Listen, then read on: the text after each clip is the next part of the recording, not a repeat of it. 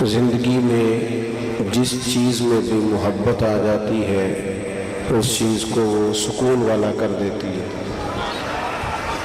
ذرا خاموشی بچوں کو کرا دیں، بڑی مہربانی۔ بول کے چپ نہ کرائیں، اشارے سے چپ کرائیں، بڑی نوازش آپ کی۔ آپ حضرات میری بات پر توجہ فرمائیں گے۔ جس چیز میں بھی محبت آ جاتی ہے اس چیز کا ذائقہ خوبصورت ہو جاتا ہے۔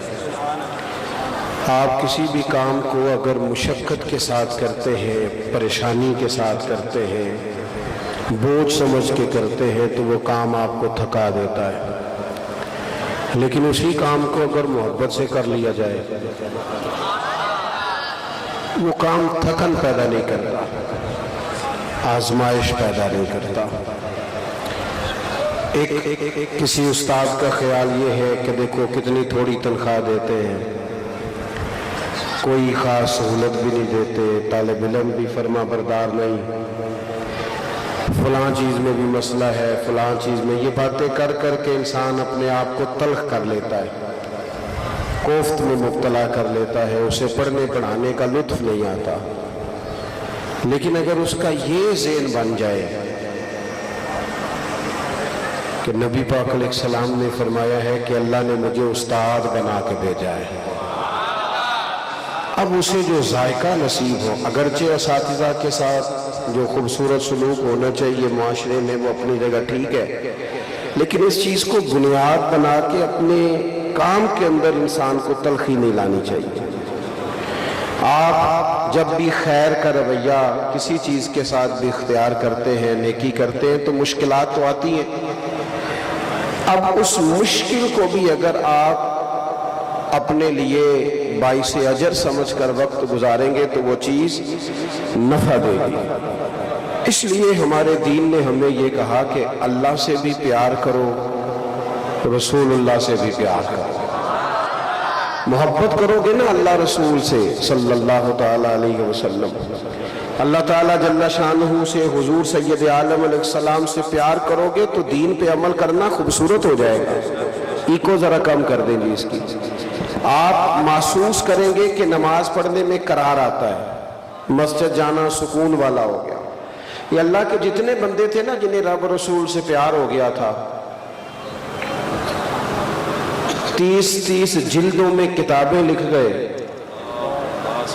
وہ جو آج لوگوں سے پڑھی نہیں نہ جاتی، یعنی اتنا پڑھنا لوگ مشکل محسوس کرتے ہیں کہ اسے پڑھے کیسے، وہ محبت میں لکھ رہے تھے، لکھتے گئے لکھتے گئے لکھتے گئے، تھکاوٹ بھی کوئی نہیں ہوئی، نیند بھی کوئی نہیں آئی۔ پیار کریں اللہ رسول سے۔ اللہ تعالیٰ نے نا ہمارا جو نبی پاک کے ساتھ رشتہ بیان کیا نا، اس کی حساسیت کو سمجھیں۔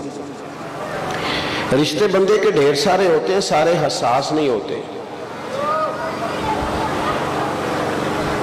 بڑے سارے لوگ دکھ سناتے ہیں، بندہ روتا نہیں، لیکن کبھی وہ پردیس میں اپنی بیٹی کو ٹیلی فون کرے، جی مجھ سے کچھ کر، اللہ تعالیٰ آپ کو جزائے خیر دے۔ میں تصویریں کھچانتے آیا نہیں، اگر فوٹو چاہیے تھی تو فوٹو کھینچ کے بھیج دیتے، کام چل جاتا۔ نہ میں مووی بنوانے آیا ہوں تو پھر تو ٹھیک تھا، ایک بندہ بھیج دیتے، مووی بناتے، آپ کو دے دیتا، آرام سے بیٹھے، میں تو بات کرنے کرانے آیا ہوں۔ آپ لوگ سکون سے بیٹھیں، اللہ آپ کو مہنگے مہنگے موبائل دے، پر چلو میری بات بھی تو سنیں نا آپ حضرات۔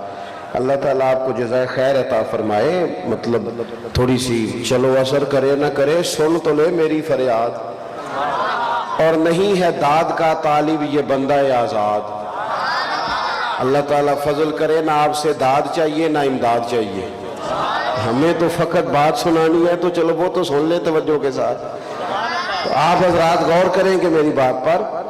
عزیز بھائی، ہر ایک رشتہ حساس نہیں ہوتا، ہر ایک کی بات پر بندہ پریشان نہیں ہوتا، لیکن بیٹی کی بات آئے تو بڑے بڑے رو پڑتے ہیں، رشتہ حساس ہے نا۔ اماں کی بات آئے تو بڑے بڑے رو پڑتے ہیں، وطن کی دیس کی بات آئے تو بڑے بڑے رو پڑتے ہیں، حساس رشتہ ہے ہمارا نا۔ قرآن پاک نے نبی پاک علیہ السلام کے ساتھ جو رشتہ بیان کیا وہ حساس ہے۔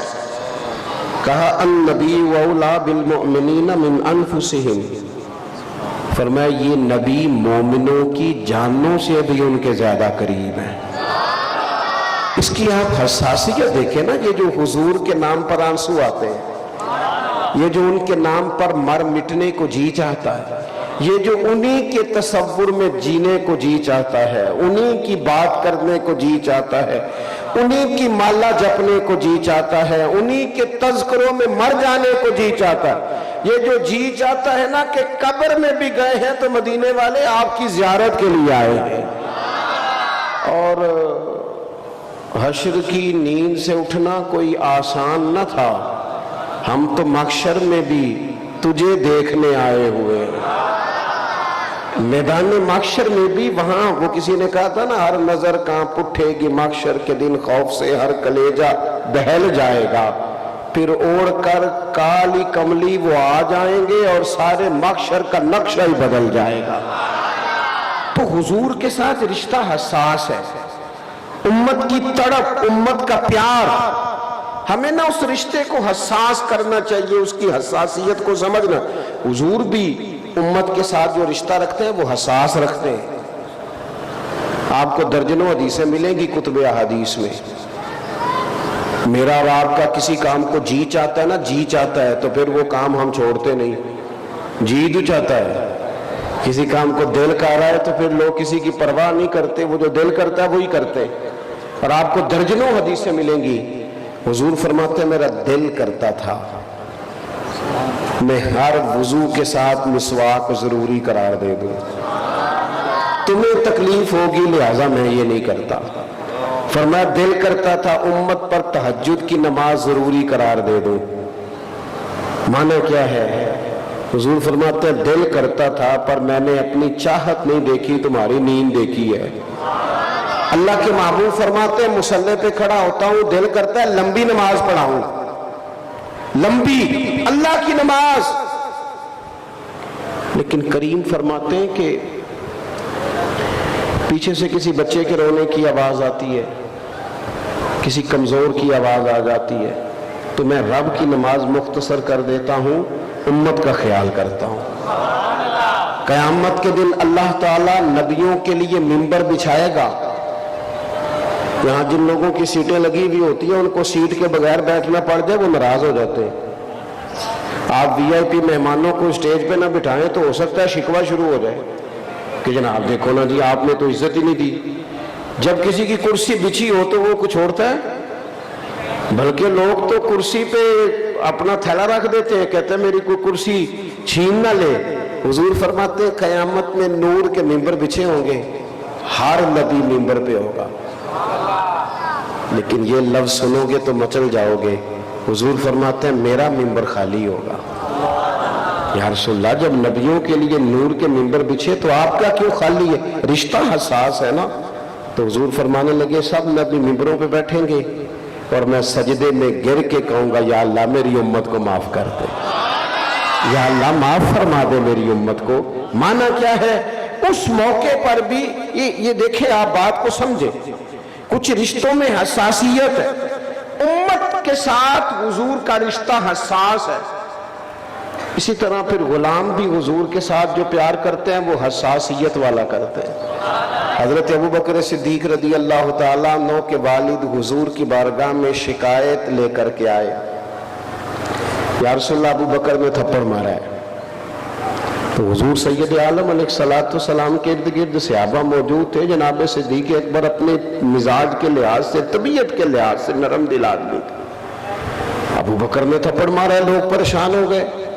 حضور نے فرمایا بلائیے. جناب صدیق اکبر کو بلایا گیا، سامنے کھڑے ہیں، گردن جھکائی ہے. فرمایا ابو بکر یہ تم نے کیا کیا؟ لوگوں کو تو یقین ہی نہیں آ رہا تم نے والد کو تھپڑ مارا ہے. چپ ہے جناب صدیق، گردن مبارک جھکائی ہوئی ہے. پھر حضور نے فرمایا ابو بکر آپ نے والد کو مارا ہے، یہ کیا کیا؟